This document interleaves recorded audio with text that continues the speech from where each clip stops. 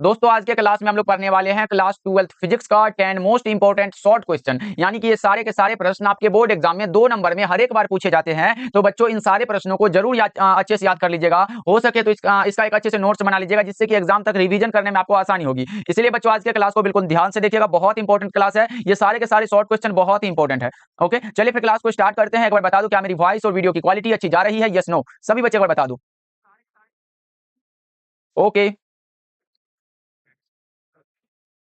Okay बच्चा party, देखो पहला नंबर सवाल जो है बहुत ही बार पूछा गया है कि विद्युत विभव से आप क्या समझते हो, विद्युत विभव आखिरकार होता क्या है, बहुत इंपॉर्टेंट है, तो इसे पढ़ना तो बहुत जरूरी है भाई। तो देख लो इसका आंसर भी एकदम सटीक भाषा में दिया गया है। अगर 2 नंबर में पूछा गया है तो 2 लाइन में आंसर देके एकदम निकल लेना भाई। ऐसा मत करना कि 2 नंबर का क्वेश्चन पूछा एकदम 10 लाइन में छाप देना, एकदम समझना कि 2 नंबर का क्वेश्चन है 20 नंबर मिल जाएगा, ऐसा नहीं होता है। अगर 2 नंबर का क्वेश्चन होता है तो 2 नंबर में ही आंसर एकदम लिख के आ जाना। देखो पहला नंबर सवाल है कि विद्युत विभव क्या होता है, विद्युत विभव से आप क्या समझते हो, एकदम समझा समझा के बताएंगे भाई, टेंशन ना लो, बहुत अच्छे से समझा के पढ़ाएंगे। देखो पहला नंबर सवाल जो है ये पूछता है कि विद्युत विभव क्या होता है, तो आंसर देख लो, बड़ा ही अच्छा सा है भाई। आंसर है एकांक आवेश को अनंत से विद्युत क्षेत्र के किसी बिंदु तक लाने में किया गया कार्य उस बिंदु पर विद्युत विभव कहलाता है। इसका मात्रक क्या होता है बच्चा? वोल्ट होता है। क्या होता है? वोल्ट होता है। और इसे भी के द्वारा डिनोट भी किया जाता है, यानी कि हम लिख सकते हैं कि भी बराबर क्या हो सकता है। पहले तो हम ये लिख सकते हैं कि विद्युत विभव एक अदिश राशि है। क्या है बच्चों? ऑब्जेक्टिव में पूछेगा विद्युत विभव कैसा राशि होता है, तो विद्युत विभव हमारा एक अदिश राशि है, याद रहेगा कि नहीं। और विद्युत विभव भी बराबर फॉर्मूला होता है W/Q, वाट का हमारा जूल होता है, चार्ज का कूलम होता है, यानी कि हो गया, और दूसरा मात्रक हो गया जूल प्रति कूलम। ये भी याद रख लो और ये भी याद रख लो। चलो ये तो सर क्लियर हो गया, लेकिन एक चीज और भी आ सकता है बच्चों, क्या आ सकता है वो भी बता दे रहा हूं। ये आ सकता है कि इसका विमा क्या होता है, विद्युत विभव का विमीय सूत्र क्या होता है, तो W/Q पढ़े हो ना, तो ये हमारा वाट का क्या होता है, ml2 और T इनवर्स 2 होता है, और बटा में चार्ज का AT होता है। बचपन से पढ़ते आ रहे हो, अरे भाई बचपन से नहीं कम से कम 12th के शुरू से तो पढ़ते आ रहे हो ना। देखो इसको ऊपर करेंगे तो ml2 होगा और T एक ये है तो T-3 हो जाएगा, और उसके बाद A माइनस यानी कि A-1 होगा। किस ऑप्शन में जो भी लगेगा ये लगा के ना, ml2 T-3 A इनवर्स, याद रहेगा ना, बहुत इंपॉर्टेंट क्वेश्चन है। चलो बच्चों इसका नोट्स बनाते चलो, स्क्रीनशॉट लेते चलो, इंपॉर्टेंट क्वेश्चन है बच्चों, याद रखते भी चलो। चलो जी सारे बच्चे बहुत ही अच्छे पढ़े लिखे हैं भाई, बहुत अच्छे।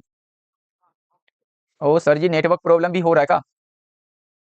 ओके चलो जी, चलो फिर आगे बढ़ जाते हैं अगला नंबर सवाल की ओर बच्चों। अगला नंबर सवाल भी बड़ा ही इंपॉर्टेंट सा सवाल होगा जो आपके फोन के स्क्रीन पर है। देखो पहला नंबर सवाल तो हमारा हो चुका है, अब दूसरा नंबर सवाल की ओर बढ़ते हैं, और दूसरा नंबर सवाल भी पूछा जा चुका है भाई। देखो दूसरा नंबर सवाल का रहा है, और इस क्लास का पीडीएफ बिल्कुल फ्री ऑफ कॉस्ट आपको व्हाट्सएप ग्रुप में मिल जाएगा बच्चों, घबराना नहीं है। देखो ये चालकत्व क्या होता है, देखो चालकत्व किसी पदार्थ के विद्युत प्रतिरोध के व्युत्क्रम को चालकत्व कहते हैं। कितना आसान सा भाषा में लिखा गया है, किसी पदार्थ के विद्युत प्रतिरोध के व्युत्क्रम को चालकत्व कहते हैं, और इसे हम लोग सी के द्वारा डिनोट करते हैं। सी से इसे सूचित किया जाता है बच्चों। देखो अगर सी से सूचित करा जा रहा है तो सी बराबर कुछ फॉर्मूला तो होता होगा, यानी कि सी बराबर 1/r होता है। क्या होता है? 1/r होता है। रेजिस्टेंस का क्या होगा? 1/ओम हो जाएगा ना, ओम हो जाएगा, यानी कि अगर इसका मात्रक की बात करें तो ओम इनवर्स होता है। क्या होता है बच्चों? ओम इनवर्स होता है। इसको याद रख लो, आएगा एग्जाम में तो लगा के आओगे आप लोग। ओके जी चलो बहुत अच्छे बच्चा, क्लियर है, अब नेटवर्क सही है ना, ये भी बताते चलना। आगे बढ़ते हैं फिर अगला नंबर सवाल की ओर बच्चों। अब देखो तीसरा नंबर सवाल, और यह प्रश्न आपके एग्जाम के लिए बड़ा ही इंपॉर्टेंट साबित होता है हर एक बार। देखो पूछ रहा है कि लॉरेंज बल से आप क्या समझते हो, बहुत इंपॉर्टेंट आएगा एग्जाम में, लेकिन लगा क्या होगे आप लोग। देखो लॉरेंज बल क्या होता है, जब कोई आवेशित कण विद्युत क्षेत्र तथा चुंबकीय क्षेत्र दोनों के प्रभाव के कारण गति करता है तो सम्मिलित रूप से लगे बल को लॉरेंज बल कहते हैं। इंपॉर्टेंट है भाई, लगा दो। ओके क्लास क्लियर है? यस नो, नेटवर्क क्लियर होना चाहिए भाई, उसके बाद क्लास तो हम क्लियर कर ही देंगे। चलो जी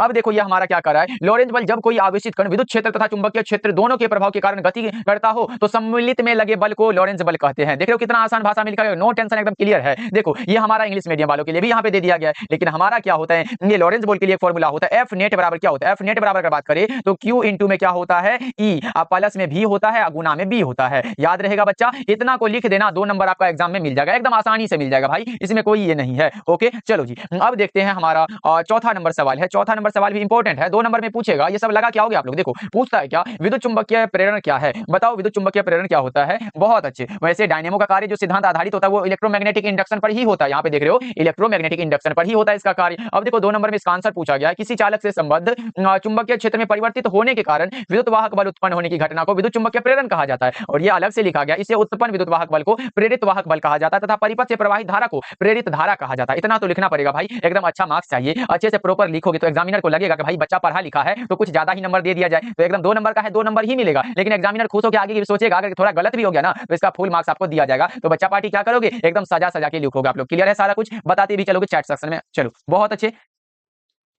और जितने भी बच्चे भाई वो पीडीएफ नहीं लिए हो, हमने जो तैयार किया है इंपॉर्टेंट क्वेश्चन का पीडीएफ, जिसमें कि फिजिक्स, केमिस्ट्री और बायोलॉजी का जितना भी इंपॉर्टेंट क्वेश्चन होता है, जिससे भी आपके बोर्ड एग्जाम में पूछा जा सकता है, उसका हमने नोट्स तैयार किया है, चाहे वो फिजिक्स हो, केमिस्ट्री हो, बायोलॉजी हो, सिर्फ और सिर्फ 199 में। मात्र देख लो भाई 199 में, मानो 3 सब्जेक्ट एकदम क्लियर कराएंगे, वो हमारा गारंटी रहा बच्चों। इसलिए 70 70 82 16 85 नंबर पे कॉल करिएगा कि सर हमें वाला पीडीएफ चाहिए जो इंपॉर्टेंट क्वेश्चन का तैयार किया है। मात्र 199 में आपको तीनों विषय का दिया जाएगा। तो बच्चा पार्टी अभी भी कुछ नहीं पढ़े हो तो इसको पढ़ लेना, एकदम ये हमारा गारंटी रहता है। ओके, आज 6 बजे क्लास नहीं हुआ था, कल से होगा बच्चा, घबराना नहीं है।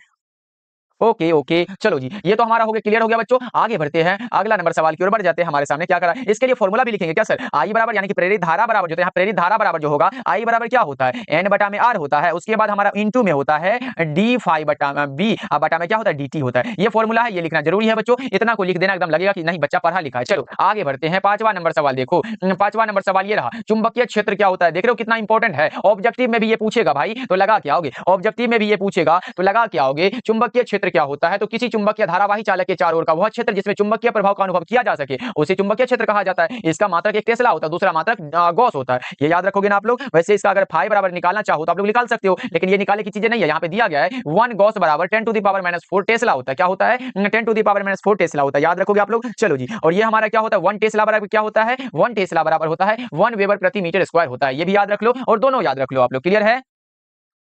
ओके, क्लियर है सर, आगे बढ़ जाओ। चलो आगे बढ़ते हैं, अब अगला नंबर सवाल है आपके सामने, आपके फोन के स्क्रीन पर दे दिया गया आपके सामने। देखो 6 नंबर सवाल है कि चुंबकीय फ्लक्स का, चुंबकीय फ्लक्स किसे कहते हैं। ये भी इंपॉर्टेंट है सर, चुंबकीय फ्लक्स किसे कहते हैं। बहुत ही अच्छा सा प्रश्न है, चैट सेक्शन में सभी बच्चे लगा दो, बहुत अच्छे। देखो चुंबकीय फ्लक्स क्या होता है, चुंबकीय क्षेत्र में रखे गए किसी पृष्ठ से अभिलंबवत गुजरने वाली चुंबकीय बल रेखाओं की संख्या को चुंबकीय फ्लक्स कहते हैं। इसे हम लोग किसके द्वारा, फाई के द्वारा डिनोट करते हैं, यानी कि फाई बराबर क्या होता है, फॉर्मूला बी इंटू ए होता है। यहाँ से हम लोग पढ़े ना सर, बी क्या है, चुंबकीय क्षेत्र, चुंबकीय क्षेत्र का मात्रक वेबर बटा में मीटर स्क्वायर होता है। एरिया का क्या होता है, मीटर स्क्वायर, मीटर स्क्वायर से हमारा क्या होगा, मीटर स्क्वायर से मीटर स्क्वायर का, या तो बचा क्या, वेबर बचा। यानी कि आप कह सकते हो कि चुंबकीय फ्लक्स का अगर मात्रा की बात हो तो वेबर लगाना, क्या लगाओगे सर, ये वेबर हो जाएगा। उसके बाद अगर वीमा पूछे, इसका वीमा भी पूछ सकता है ना सर, वीमा पूछेगा। वैसे चुंबकीय फ्लक्स एक सदिश राशि है, तो वीमा क्या होगा, ml2, यहाँ पे लिख लो, यहाँ पे ऊपर लिख लो ml2 t इनवर्स 2 होगा। उसके बाद a इनवर्स या फिर I इनवर्स भी लिख सकते हो। ये सब क्लियर है बच्चों। चलो आगे बढ़े, अगला नंबर सवाल देखो, बहुत अच्छे। चलो आगे बढ़ते हैं, 7 नंबर सवाल देखो बच्चों, समझ आ रहा है कि नहीं ये बताते चलना। और ये पूर्ण आंतरिक परावर्तन, बड़ा ही अच्छा सा प्रश्न है, 2 नंबर में मानो तो हर एक बार आता है आपके एग्जाम में। पूर्ण आंतरिक परावर्तन यानी कि total internal reflection. Total internal reflection क्या होता है, जब प्रकाश की किरणें सघन माध्यम से विरल माध्यम में प्रवेश करती है, तो आपतन कोण का मान क्रांति कोण से ज्यादा हो जाए तो प्रकाश की किरणें पूर्णतः सघन माध्यम में लौट आती है, और प्रकाश द्वारा प्रदर्शित इस घटना को पूर्ण आंतरिक परावर्तन कहते हैं। इतना को लिखना पड़ेगा, तभी 2 नंबर आपको मिलेगा। जैसे पूर्ण आंतरिक परावर्तन के लिए ये आवश्यक शर्त भी पूछ देता है, कि बोलेगा कि बच्चा पार्टी बताओ पूर्ण आंतरिक परावर्तन के लिए आवश्यक शर्त क्या होता है। 2 शर्त होता है, पहला है कि प्रकाश को सघन माध्यम से विरल माध्यम की ओर होना चाहिए, और दूसरा आपतन कोण का मान क्रांतिक कोण से अधिक होना चाहिए। ये 2 ही तो है, याद रखोगे आप लोग। डेली क्लास होता है भाई, घबराना नहीं, ये डेली क्लास हमारा होता है। चलो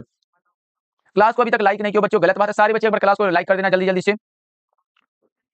चलो आगे बढ़े, अगला नंबर सवाल देखो, 8 नंबर सवाल है। 8 नंबर सवाल पूछा जा रहा है, क्या 8 नंबर सवाल है, प्रकाश का व्यतिकरण। प्रकाश का व्यतिकरण बताओ जी, इंटरफेरेंस ऑफ लाइट क्या होता है। देखो यहाँ पे दिया गया प्रकाश का व्यतिकरण यानी कि 2 कला संबद्ध स्रोतों से उत्पन्न होने वाली प्रकाश ऊर्जा के पुनर्वितरण की घटना को प्रकाश का व्यतिकरण कहते हैं। वैसे प्रकाश का व्यतिकरण 2 प्रकार से हो सकता है, प्रकाश का व्यतिकरण 2 प्रकार से होता है। क्या क्या होता है बच्चा, क्या क्या होता है बताओ जल्दी जल्दी से। प्रकाश का व्यतिकरण 2 प्रकार से होता है, एक होता है संपोषी व्यतिकरण यानी कि रचनात्मक व्यतिकरण, और दूसरा होता है विनाशी व्यतिकरण। लेकिन बच्चों आपसे ऑब्जेक्टिव में पूछेगा संपोषी या फिर रचनात्मक व्यतिकरण के लिए कलांतर और पथांतर क्या होता है, ये बताओ आप लोग। इंपॉर्टेंट है कि नहीं, एक बार चैट सेक्शन में बता दो, इंपॉर्टेंट है कि नहीं पता होगा आप लोगों को। क्वेश्चन बैंक उल्टा के देख लेना, क्योंकि ये ऑब्जेक्टिव में पूछता जाता है। देखो अगर संपोषी व्यतिकरण में कलांतर की बात करें यानी कि फाई की बात करें, तो वो क्या होता है, 2n पाई होता है। ये हमारा ये संपोषी व्यतिकरण के लिए। उसके बाद अगर पूछे डेल्टा पी यानी कि पथांतर पूछे, तो क्या होता है बच्चा, जल्दी जल्दी से बता दो क्या होगा। ओके, अगर इसके लिए पथांतर पूछा गया हो तो वो अलग होता है, क्या होता है, वो n लेमडा होता है, या फिर इसी को हम ऐसे करके लिखते हैं 2n लेमडा बाय 2 होता है। ये होता है, ये हमारा किसके लिए है बच्चा, ये है संपोषी व्यतिकरण के लिए, याद रहे। अब हमारा विनाशी व्यतिकरण के लिए भी पूछा जा सकता है। विनाशी व्यतिकरण में कुछ ऐसे पूछता है,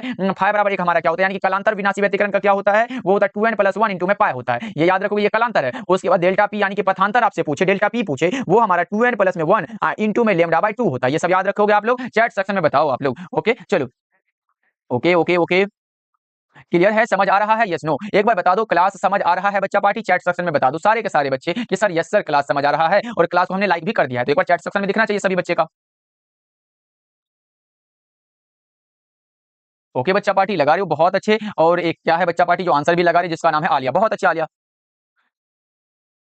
ओके, बोरिंग भी लग रहा है, कोई बात नहीं, क्योंकि अगर समझाने वाला बात हो ना तो ऐसे ही बोरिंग लगने लगता है बच्चा पार्टी को। ओके, चलो, क्लास बोरिंग लग रहा है, इसका मतलब जो समझा रहे हैं ये समझ नहीं आ रहा है। समझाने का अर्थ है कि आपका ऑब्जेक्टिव हम क्लियर कर रहे हैं, और ऑब्जेक्टिव क्लियर हो जाएगा ना भाई, गेस्ट पेपर से पढ़ने से अच्छा इसे पढ़ लो, बहुत मदद मिलेगा। देख रहे हो, गेस्ट पेपर में ये ऑब्जेक्टिव मिलेगा, ये मिलेगा, ये मिलेगा, लेकिन यहाँ एक ही क्वेश्चन में देखो सारा कुछ बता रहे हैं। ये भी पूछेगा गेस्ट पेपर में, व्यतिकरण कितने प्रकार का होता है? 2 प्रकार के, देखो हमने बता दिया, संपोषी व्यतिकरण, रचनात्मक व्यतिकरण, विनाशी व्यतिकरण, ये सब होता है। तो ये सब बताने में कोई भाई बोरिंग है? ओके, चलो आगे बढ़ते हैं। ओके, चलो आगे बढ़ते हैं जी। अगला नंबर सवाल, 9 नंबर सवाल अब होगा आपके सामने। 9 नंबर सवाल है, गामा किरणों के गुण को लिखिए। एकदम बहुत इंपॉर्टेंट है। क्या है बच्चा? ये बहुत इंपॉर्टेंट है। गामा किरण का पहला गुण है, यह विद्युत चुंबकीय तरंग होता है। होता है कि नहीं? होता है सर। चलो, उसके बाद इसमें कोई आवेश नहीं होता है, ये निर्वात में प्रकाश की चाल से चलता है, और निर्वात में प्रकाश की चाल है 3 गुना 10 पावर 8 मीटर पर सेकंड होता है। ये भी ऑब्जेक्टिव में पूछेगा। ओके, देखो, यह विद्युत क्षेत्र तथा चुंबकीय क्षेत्र किसी में भी विक्षेपित नहीं होती है, किसी में भी विक्षेपित नहीं हो रहा है। इसका मतलब बताओ ना कौन सा होगा? बताओ। इसका अगर भेदन क्षमता की बात करें तो गामा किरणों की भेदन क्षमता सबसे अधिक होती है, और रेडियो तरंगों का जो होता है वो भी होता है, लेकिन उसकी तुलना में कम होता है। चलो, ओके, ओके, ओके, आगे बढ़े बच्चों। राम सिया राम। कुछ समझ में नहीं आ रहा है। अरे भाई, इतना भी नहीं हो सकता है कि हिंदी एकदम ज़्यादा ज़रा भी ना आता हो, और आपका जो ये राइटिंग है जिसने आप चैट करे हो, ये भी हमारा हिंदी में ही है, क्योंकि मैंने कभी हिंदी में, अरे हिंदी में ही बोला जाता है, ऐसे नहीं है। चलो आगे बढ़ते हैं। अगला नंबर सवाल देखो आपसे पूछा गया, और 10 नंबर सवाल है, शॉर्ट क्वेश्चन का ये लास्ट सवाल है। लेज़र किरण का गुण बता दो। बहुत अच्छे। अरे भाई, नेटवर्क प्रॉब्लम हो गया, 1 मिनट रुक जाओ, फिर क्लियर हो जाएगा। चलो, अब बताओ क्लियर है नेटवर्क? अब देखो, हमारा ये लेजर किरण का गुण पूछा गया। ये पहले हमने बताया वो गामा किरण का गुण, अब दूसरा होता है लेजर किरण का गुण। लेजर किरण का पहला गुण है कि यह एक वर्णीय प्रकाश देता है। उसके बाद इनकी ऊर्जा बहुत अधिक होती है, इनकी ऊर्जा जो होती है वो बहुत अधिक होती है, याद रहेगा। उसके बाद यह एक ही तरंगदैर्घ्य के प्रकाश उत्सर्जित करते हैं, और यह बिना फैले, आप लोग पता होगा, अगर लेजर लाइट यहाँ पे हो, कहाँ पे हो बच्चा पार्टी? अगर यहाँ पे हो, यहाँ से सीधा एकदम बिना फैले जो है जहाँ पे जाएगा वहां तक ये जाएगा। ऐसे करके होता है, ये ऐसा नहीं है कि कभी इसका प्रकाश इधर गया, इधर ऐसे करके नहीं होता इसका प्रकाश। ओके बच्चा पार्टी, ये कभी भी टॉर्च वाला काम नहीं करता है, इसका प्रकाश सीधे रूप से जाता है, यानी कि ये बिना फैले बहुत दूर तक जाता है, काफी दूर तक जाता है। बस इसका कहने का अर्थ यही है। ओके, चलो, आज के क्लास में हम लोगों ने 10 शॉर्ट क्वेश्चन को करा, जो कि बहुत इंपॉर्टेंट था, और एक हम ऑब्जेक्टिव क्वेश्चन आपसे पूछ लेते हैं। ऑब्जेक्टिव क्वेश्चन भी पूछना बहुत जरूरी है। ऑब्जेक्टिव क्वेश्चन एक पूछ लेते हैं। ये हमारा ऑब्जेक्टिव कहाँ का होना चाहिए बताओ बच्चा पार्टी? क्वेश्चन बैंक से पूछ लिया जाए क्या? ओके, ओके, क्वेश्चन बैंक से ही पूछना पड़ेगा बच्चा। चलो, बहुत अच्छे, नीट लवर है विशाल सागर, बहुत अच्छे। सारे बच्चे बता दो क्लियर है, क्लास एकदम मजा आया, यस नो, और इसका भाई पीडीएफ आपको व्हाट्सएप ग्रुप में दिया जाएगा। और बच्चों, जितने भी बच्चे फिजिक्स, केमिस्ट्री और बायोलॉजी का इंपॉर्टेंट क्वेश्चन का नोट्स नहीं लिए हो, तो भाई अभी भी अगर कुछ नहीं पढ़े हो तो हमारे साथ 70 70 82 16 85 नंबर पे कॉल करिएगा कि सर हमें इंपॉर्टेंट क्वेश्चन का पीडीएफ चाहिए, मात्र 199 में फिजिक्स, केमिस्ट्री और बायोलॉजी तीनों का मिल रहा है। तो बच्चा पार्टी अभी कॉल करना। ओके, चलो, सर बायोलॉजी का क्लास होगा कि नहीं होगा? हाँ, डेली क्लास होगा, कल भी शाम के 6 बजे होगा। अब हमारा ये सब्जेक्टिव सब्जेक्टिव का क्लास डेली चलने वाला है, क्योंकि भाई अब क्या आ चुका है, एग्जाम का बहुत कम समय बचा है। ओके, ओके, चलो, मिलते हैं फिर अगले क्लास में बच्चों। आप लोग अपना ध्यान रखोगे, और जितने भी बच्चे इंपॉर्टेंट क्वेश्चन का नोट्स नहीं लिए हो अभी कॉल करिएगा, अभी आपको दे दिया जाएगा। बस 199 में सारा कुछ दिया जा रहा है। ओके, सब्जेक्टिव का क्लास डेली होगा, अब हमारा डेली चलने वाला, ये सब बच्चा पार्टी का टाइम खराब नहीं होगा। इंग्लिश का भी क्लास हम सोच रहे हैं कि इंग्लिश का भी क्लास होगा, घबराओ नहीं बच्चा, सारा क्लास होगा। ओके, ओके, अब इंग्लिश में भी पढ़ा देंगे। क्या नाम है? जीनत प्रवीण, बहुत अच्छे। बिल्कुल, 6 बजे ऑब्जेक्टिव और 8 बजे सब्जेक्टिव, बहुत ही अच्छा बात है। चलो, मिलते हैं फिर अगले क्लास में बच्चों। आप लोग अपना ध्यान रखिएगा, क्लास को लाइक कर दीजिएगा। आप लोग मिलते हैं फिर।